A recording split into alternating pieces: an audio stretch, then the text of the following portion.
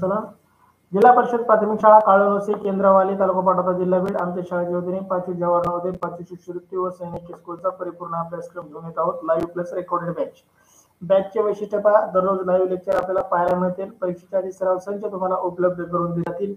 त्याचबरोबर फेसबुक आणि युट्यूबवरती रेकॉर्डेड स्वरूपाचे लेक्चर अनलिमिटेड व्ह्यू मध्ये तुम्हाला पाहता येतील. प्रत्येक घटकावरती सराव टेस्ट उपलब्ध करून दिले जाईल, जेणेकरून तुम्हाला त्या घटकाचा परिपूर्ण असा अभ्यास होईल. विद्यार्थी मित्रांनो, सराव टेस्ट सोडवल्यानंतर तुम्हाला त्याचा निकाल पाहण्याची लिंक तुम्हाला दिली जाईल, जेणेकरून तुम्ही त्याचा लिंक लगेच पाहू शकता. पीडीएफ स्वरूपातील उत्तरे तुम्हाला दिले जातील, त्या उत्तराचाही तुम्ही प्रिंट काढून अभ्यास करू शकता. पीडीएफ स्वरूपात सगळ्या नोट्स दिल्या जातील. त्याचबरोबर संपूर्ण अभ्यासक्रम शिकवण्याचे आम्ही आमच्या शाळेच्या वतीने देत आहोत. या सर्व गोष्टीचा लाभ घेण्यासाठी व्हॉट्सअप ग्रुप जॉईन करा, व्हॉट्सअपचा चॅनल फॉलो करा, त्याच्या लिंक युट्यूबच्या डिस्क्रिप्शन मध्ये दिलेल्या आहेत. टेलिग्राम चॅनलला जॉईन करा, जेणेकरून व्हॉट्सअपवरचे जरी मेसेज दिले तरी टेलिग्रामवरचे मेसेज डिलीट होत नाहीत. युट्यूब चॅनलला सबस्क्राईब करा, बेल आयकॉनला दाबा. ज्या ज्या विद्यार्थ्याला आयुष्यात मोठं व्हायचंय, स्पर्धा परीक्षेमध्ये टिकायचंय, त्यांनीच आमच्या युट्यूब चॅनलला सबस्क्राईब करा, बेल आयकॉनला दाबा, जेणेकरून मला कळन की आपल्या महाराष्ट्रामध्ये किती गरजवंत विद्यार्थी आहेत की ज्यांना या गोष्टी करायच्या आहेत. त्याचबरोबर युट्यूब चॅनलला जास्तीत जास्त मित्रांपर्यंत, नातेवाईकांपर्यंत शेअर करा. तुमच्याकडे आलेला व्हॉट्सअपचा मेसेज शेअर करा. विद्यार्थी मित्रांनो, महाराष्ट्रामध्ये आम्ही सर्वे केला असता असं आम्हाला जाणवलं की रेकॉर्डेड स्वरूपातले बॅच मध्ये 5,000 रुपये आणि लाईव्ह प्लस रेकॉर्डेड 25,000 पर्यंत फी आकारणी करणारे महाराष्ट्रामध्ये अकॅडमी आहेत, क्लासेस आहेत. परंतु आमच्या शाळेच्या या उपक्रमाअंतर्गत आपल्याला या सर्व गोष्टी अगदी फ्री उपलब्ध मिळणार आहेत. तरी या गोष्टीचा 4थी आणि 5वी शिकणाऱ्या सर्व विद्यार्थ्यांनी लाभ घ्यावा ही माझी नम्र विनंती. आज आपण जवाहर नवोदय विद्यालयात प्रवेशासाठी असणाऱ्या उपयुक्त भाषा विषयावर आधारित लाईव्ह तासिका घेतली आहे. या भाषा विषयामध्ये आपल्याला 4 उतारे, 4 उतारावरती 20 प्रश्न, 20 प्रश्नाचे 25 गुण असणार आहेत. त्याच्यासाठी आपण मार्केटमधून कोणत्याही प्रकाशनचं पुस्तक घेतो आणि ते घेतलंच पाहिजे, त्याच्यावर आपण अभ्यास करतो. परंतु त्याच्यामध्ये 50 ते 60 उतारे आपल्याला अभ्यासासाठी मिळतात. परंतु आम्ही आपल्यासाठी घेऊन आलो आहोत 200 प्लस पीडीएफ स्वरूपात उतारे, 200 प्लस ऑनलाईन सराव टेस्ट, 100 प्लस लाईव्ह तासिका व 200 प्लस रेकॉर्डेड लेक्चर तुमच्यासाठी. विद्यार्थी मित्रांनो, त्याचा अभ्यास करण्यासाठी आणि ते सर्व करण्यासाठी युट्यूब चॅनलला सबस्क्राईब करा, बेल आयकॉनला दाबा, जास्तीत जास्त विद्यार्थ्यांपर्यंत आमचं युट्यूब चॅनल शेअर करा. मी स्वामीनाथ सोनवणे, जवाहर नवोदय उतारे, उतारा क्रमांक 128 मध्ये आपलं सहर्ष असं स्वागत करतो. विद्यार्थी मित्रांनो, आज आपण जवाहर नवोदय विद्यालयात प्रवेश परीक्षेसाठी अत्यंत उपयुक्त भाषा विषयावर उतार्यावर आधारित सराव चाचणी क्रमांक 128 मधील प्रश्नांचं आयोजन केलं आहे. आपल्यास आमच्याकडून मिळणाऱ्या 200 प्लस उत्तरांचा अभ्यास करून व 200 प्लस ऑनलाईन सराव टेस्ट सोडून भाषा विषयातील 20 प्रश्नांचे 25 गुण 100% मिळवा, अगदी खात्रीशीर. चला, वेळ न दवडता उतारा क्रमांक 128, अगदी छोटा उतारा तुमच्यासाठी स्क्रीनवर. उतारा काळजीपूर्वक वाचा, आकलन होईल असं वाचा आणि वाचल्यानंतर तुमचं म्हणणं चॅट बॉक्स मध्ये टाईप करा.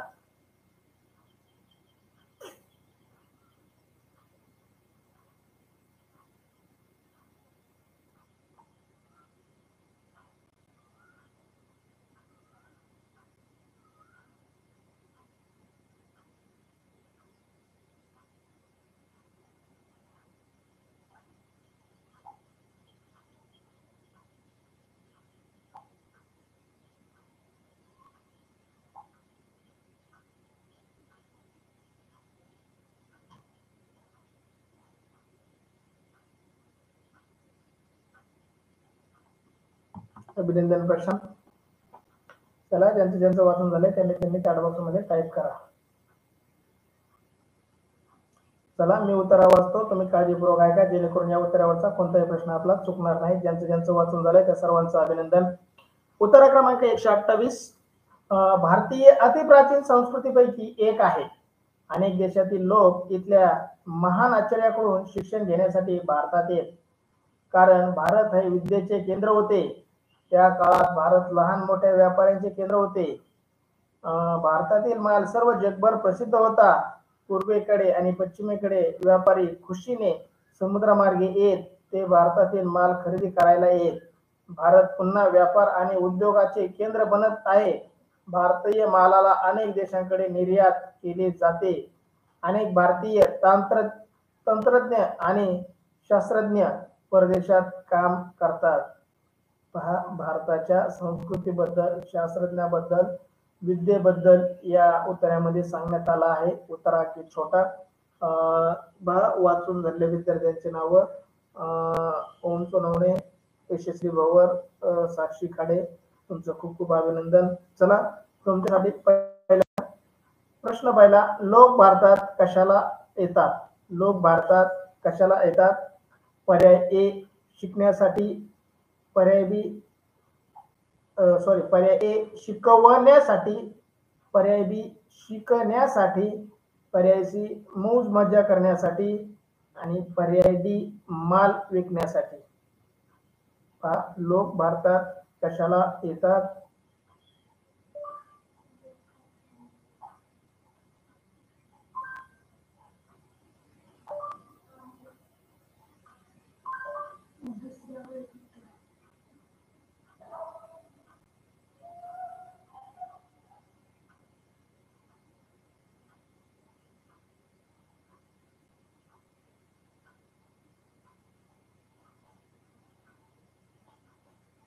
ओम सोनवणे बी उत्तर, प्रशांत सानप बी उत्तर.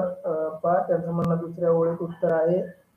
यशस्वी भोवर बी उत्तर. प्रश्न क्रमांक ताकदचल भोवर. सृष्टीगंधा वाचून झाले. लाईव्ह ताशिका जॉईन कर. सृष्टी पाठीमागे पडली आहेस तू. पहिला प्रश्न स्क्रीनवरती आहे. सृष्टी कट करून जॉईन कर परत. भारतीय लोक भारतात कशाला येत? त्याचं योग्य उत्तर पर्याय शिकवण्यासाठी, पर्याय बी शिकण्यासाठी, पर्याय सी मौज मजा करण्यासाठी, पर्याय डी माल विकण्यासाठी. चला, योग्य उत्तर, प्रश्न पहिल्याचं योग्य उत्तर पर्याय बी शिकण्यासाठी. याचं योग्य उत्तर आहे पर्याय बी शिकण्यासाठी. बी उत्तर देणाऱ्या सर्वांचं अभिनंदन. यशस्वी भवर बी उत्तर. येथे लोक महान आचार्याकडून शिक्षण घेण्यासाठी भारतात येत. चला, बी उत्तर देणाऱ्या सर्वांचं खूप खूप अभिनंदन. तुमचं सर्वांचं बरोबर आलं आहे. ज्यांचं चुकलंय त्यांनी यश सोडवा, जेणेकरून तुम्हाला योग्य उत्तर कळल. तुमच्यासाठी प्रश्न दुसरा स्क्रीनवरती. प्रश्न दुसरा: भारत विद्येचे केंद्र होते कारण. प्रश्न दुसरा: भारत विद्येचे केंद्र होते कारण. पर्याय ते मध्यवर्ती ठिकाण होते, पर्याय बी ते एक प्राचीन संस्कृती होती, पर्याय सी तेथे महान आचार्य होते आणि पर्याय डी तेथे प्रवीण कामगार होते.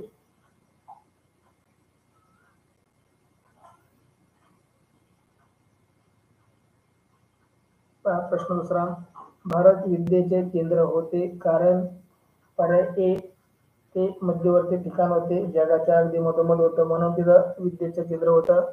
पर्याय बी ते एक प्राचीन संस्कृती होती, भारतामध्ये एक प्राचीन संस्कृती होती म्हणून ते विद्येचं केंद्र बनलं होतं. पर्याय सी तेथे महान आचार्य होते, पर्याय डी तेथे प्रावीण्य कामगार होते. चला, दुसऱ्या प्रश्नाचं उत्तर ओम बी उत्तर येतंय. प्रशांत बी उत्तर. यशस्वी बी उत्तर. ओम म्हणतोय खालून पहिल्या ओळीत.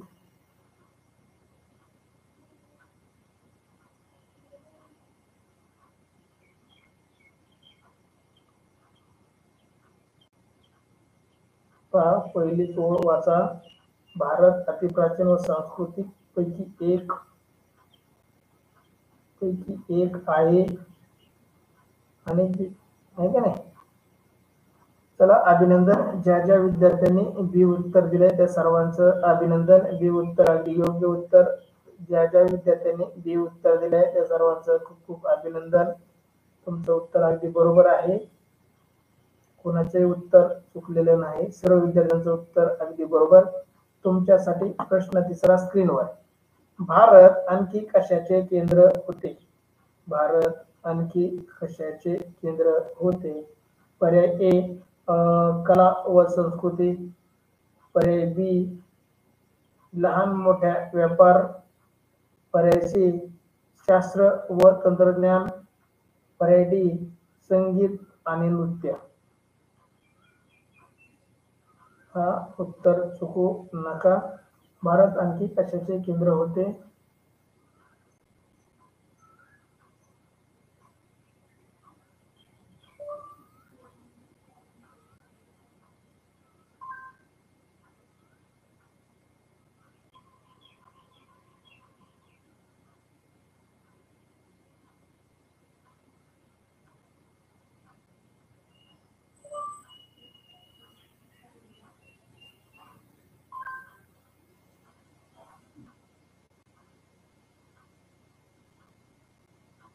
चला प्रश्न तिसऱ्याचं उत्तर टाका.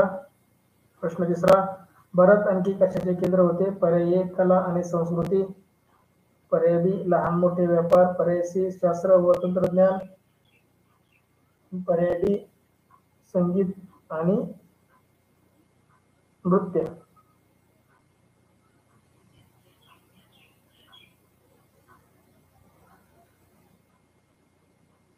मला ज्या ज्या विद्यार्थ्यांनी बी उत्तर दिलं आहे त्यांचं खूप खूप अभिनंदन. खूप छान. प्रश्न तिसऱ्याचं बी उत्तर आहे. पहा ओम सोनवणे सांगितले वरून तिसऱ्या आणि चौथ्या ओळीमध्ये पहा, या काळात भारत लहान मोठ्या व्यापाऱ्याचे केंद्र होते.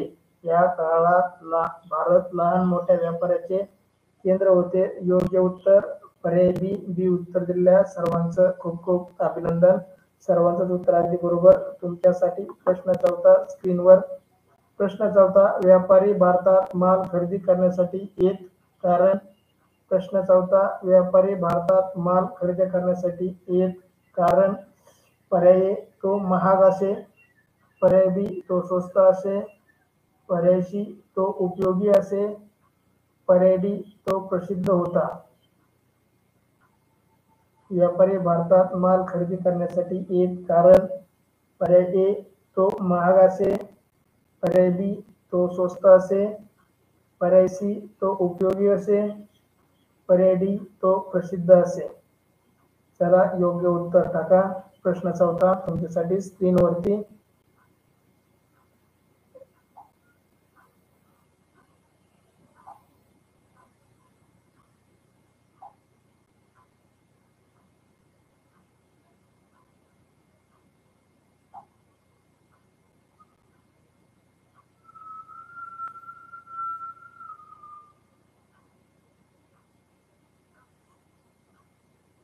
यशस्वी भवर डी उत्तर देते तो प्रसिद्ध असे. प्रशांत दिसानक डी उत्तर.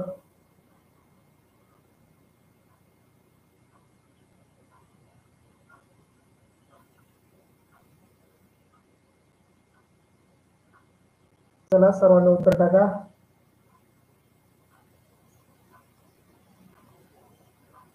पहा याची ओळख क्रमांक शोधून टाका. व्यापारी भारतात माल खरेदी करण्यासाठी एक, त्याचं काय कारण होतं? यशस्वी भवर मध्ये वा चौथ्या लाईन मध्ये भारतातील सर्व माल सर्व जग प्रसिद्ध होता. अभिनंदन यशस्वी, अभिनंदन. सृष्टीगंधा डी उत्तर. अभिनंदन सृष्टी, तुझं खूप छान. चौथ्या ओळीमध्ये त्याचं उत्तर आहे भारतातील माल सर्व जग प्रसिद्ध होता. अभिनंदन ओम. ओमने पण सांगितलंय चौथ्या ओळीमध्ये. खूप छान. चौथ्या प्रश्नाचं योग्य उत्तर पर्याय डी तो प्रसिद्ध होता. तुमच्यासाठी उत्तरातील शेवटचा प्रश्न स्क्रीनवरती. प्रश्न पाचवा, या उत्तरासाठी सर्वाधिक योग्य शीर्षक कोणते? चला या प्रश्नाचं उत्तर द्या. या प्रश्न पाचवा, या उत्तरासाठी सर्वाधिक योग्य शीर्षक कोणते?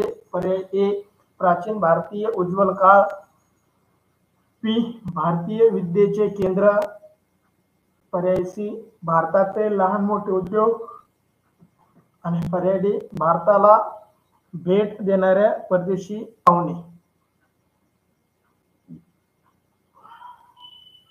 प्रश्न पाचवा, या उत्तरासाठी योग्य सर्वाधिक योग्य शीर्षक असा ज्यावेळेस प्रश्न येतो त्यावेळेस चारही पर्यायापैकी ज्या पर्यायाचा जास्तीत जास्त उल्लेख उत्तरामध्ये आला आहे तो उत्तर आपण शेवट फायनल करायचं.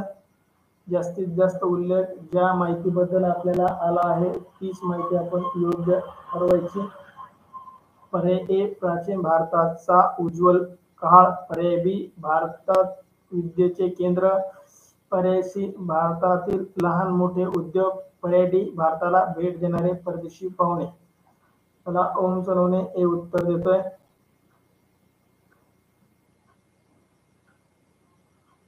यशस्वी भवर हे उत्तर.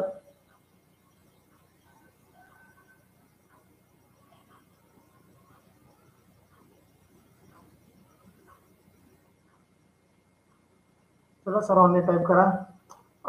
अभिनंदन विद्यार्थी मित्रांनो, अगदी बरोबर उत्तर दिलं आहे सर्वांनी. हे उत्तर देणाऱ्या सर्व विद्यार्थ्यांचं अभिनंदन. सृष्टी गंधाळ हे उत्तर देते, खूप खूप अभिनंदन. हे उत्तर अगदी बरोबर आहे. हे उत्तर देणाऱ्या सर्व विद्यार्थ्यांचं अभिनंदन, तुमचं खूप छान. चला अशा प्रकारे आपण उत्तर क्रमांक 128 पूर्ण करत आहोत. विद्यार्थी मित्रांनो, आता इथं आपण थांबूया. व्हॉट्सअप ग्रुपला जॉईन करा, व्हॉट्सअप चॅनलला फॉलो करा, युट्यूब चॅनलला सबस्क्राईब करा, बेल आयकॉनला दाबा, जेणेकरून लाईव्ह तासिकेचे नोटिफिकेशन तुम्हाला मिळेल. टेलिग्राम चॅनलला जॉईन करा. आपल्या मित्रांना आपल्या या उपक्रमाबद्दल माहिती सांगा, युट्यूब चॅनलबद्दल माहिती सांगा, त्यांनाही या फ्री सुविधेचा लाभ घ्यायला सांगा. कृष्णा, खूप उशिरा उत्तर टाकलं, तुझंही अभिनंदन. चला या येथे आपण थांबूया. क्रमांक 128 भेटू पुढच्या तासिकेमध्ये. See you next. Thank you so much. खूप खूप अभिनंदन. ज्यांनी योग्य उत्तर टाकले, पैकीचे पैकी मार्क मिळवले, त्या विद्यार्थ्यांचं खूप खूप अभिनंदन. भेटू पुढच्या तासिकेमध्ये. तुम्हाला व्हॉट्सअपवरती, टेलिग्रामवरती त्याच्या लिंक मिळतील. Thank you so much.